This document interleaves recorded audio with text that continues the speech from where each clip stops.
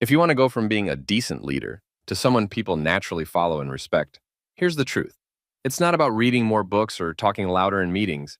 It's about changing how you think. Most people miss this. They try to act like leaders instead of thinking like one. But once I understood these 5 mental shifts, people started treating me differently. I didn't have to ask for respect. It just came. Let me tell you what changed everything for me. I used to think being a leader meant solving every problem myself. I'd take on everything, every issue, every decision, every tiny thing. I thought it made me look responsible.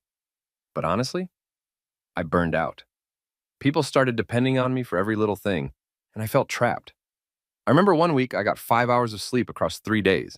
My team was frustrated. I was snappy, and the results? Nothing special. Then something clicked. I realized I wasn't leading, I was babysitting. So I made a small change. I started asking questions instead of giving answers. When someone came to me with a problem, I'd say, "What do you think we should do?" At first, they looked confused, but slowly they started giving better ideas. And guess what? They became more confident. I got more sleep. The work improved.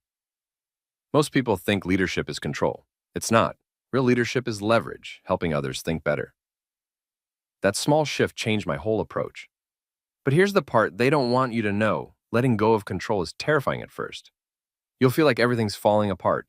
But if you push through that discomfort, you'll unlock a version of yourself that's powerful and calm. One time I completely screwed this up. I had a teammate who was really quiet. Instead of drawing him out, I ignored him. I focused on the louder ones. Big mistake. Turns out that quiet guy had one of the best ideas we'd ever missed. When I finally asked him for input, he said, "I've been thinking about this for weeks." The idea saved us hours of work. I felt like an idiot, but I never forgot that moment.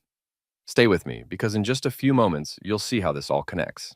Another shift that changed my life? I stopped making fast decisions just to look confident. I used to think leaders had to answer everything on the spot. So I'd fake it, nod, say something clever, and inside I'd be panicking. You ever agree to something just to seem like you know what's going on, then regret it 5 minutes later? Yeah, that was me, all the time. Then one day I said, "I need a moment to think about that." Silence. At first, I thought I looked weak. But what actually happened? People leaned in. They respected it. They waited. That's when I learned confidence isn't about speed, it's about clarity. And clarity takes a second. Here's what I do now. I pause, even just 3 seconds. I ask one question. What outcome do we actually want? I speak after I'm clear, not before. Most people never realize this, but slowing down your thinking speeds up your impact. You stop chasing tasks and start shaping direction. Another big one for me was learning to say, "I don't know." Sounds simple, right? But I used to fake answers because I was scared of looking unprepared, until one day, my made-up answer led to a mistake that cost us time and money. I had to admit it. That moment hurt, but it built trust. Now, when I say, "I don't know," people believe me when I say, "I do know." One more story here. I once tried to lead a team by being the nice guy. I avoided hard conversations.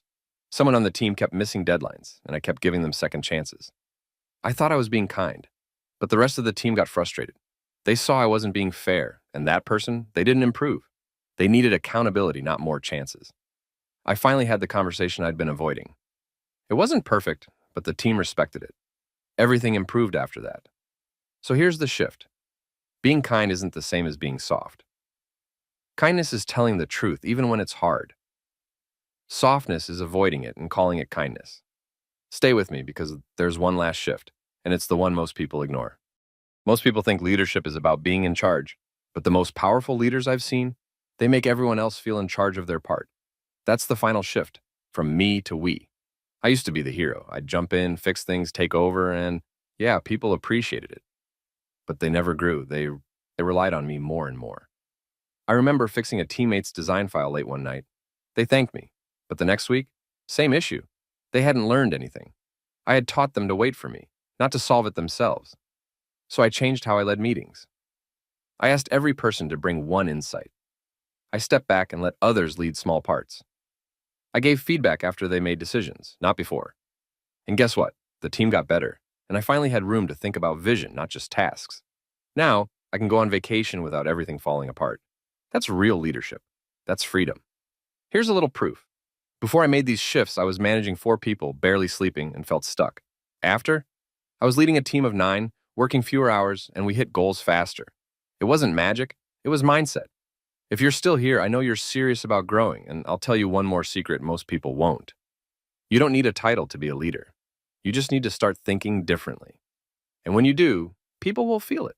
They'll follow your energy, not your job title. So if you want to take your leadership from good to great, don't just act the part. Shift your mind, test these ideas, mess up, adjust.